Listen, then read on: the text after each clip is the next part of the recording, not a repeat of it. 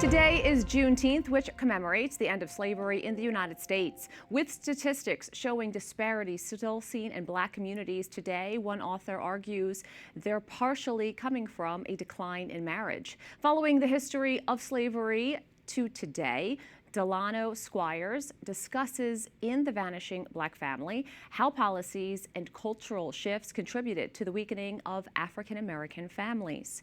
And Delano Squires, the director of the Heritage Foundation's Richard and Helen DeVos Center for Human Flourishing and author of The Vanishing Black Family, joins us now to tell us more. Great to have you on the show. Thank you for having me. So you argue the challenges facing the Black family cannot be explained by economics alone. Why do you believe marriage has become less central to family life? I think it's a combination of policy factors, cultural factors. As you said, I started the book in the history of American chattel slavery and showed that while slavery deformed and distorted the Black family, it didn't destroy it. And one of the clearest examples of that is the fact that the formerly enslaved spent so much time trying to put their families back together. But as you roll forward through the 1960s, you see the rise of the welfare state and second wave feminism at the exact same time that distorted the gender dynamics within the household to the point where welfare displaced men as their rightful role as providers, and feminism deceived women into believing that masculinity is toxic, marriage is oppressive, the home is a prison, and children are a burden.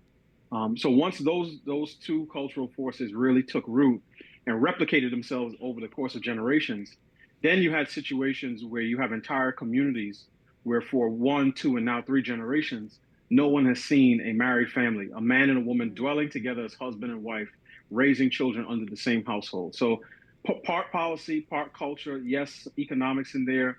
There's a role for media. There's a failure of leaders to address this issue properly. But a big part of it is just the things that we saw beginning in the 1960s. When you look at those changing attitudes of the 1960s, it was towards marriage, sex, and family, and it did affect, as you talked about and what you have looked back on, those Black communities in particular. Where do you think things could potentially go now? I'm hopeful that things can get better, but it won't unless there's a massive reallocation of the social, cultural, political, spiritual, and financial capital within the Black community. So that's why part of what I do in the book is to really call Black leaders to account, particularly those on the center left side of the political spectrum. And what I say is that, the church house can be doing something, promoting the goodness of marriage and family.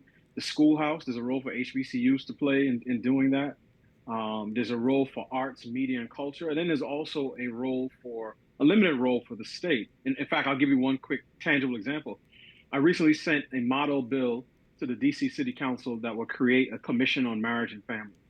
But I framed it as a commission on racial equity and family structures because part of what I'm trying to do is see if progressives will respond to issues around marriage and family if they are framed in terms, particularly around racial equity, that they're used to speaking in. Now, your research has shown children raised by married parents are far less likely to live in poverty. Can you share a little bit more with our audience? Yeah, absolutely. So children raised by married parents across the board have a single digit poverty rate, whereas for kids raised by single moms, the poverty rate is much higher, between 35 and about 45%.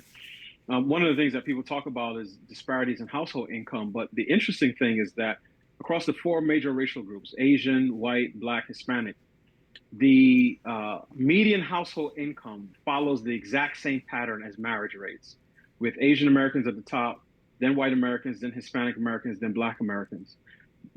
So Asian Americans are at about $121,000 in terms of median household income. But for married Black couples under the age of 65, their median household income is greater than the overall median household income for all the other groups. So a big part of why we see some of these disparities is because of the decline in marriage, particularly in African American community. Delano Squires, it was great to have you on. Thank you so much. Thank you for having me.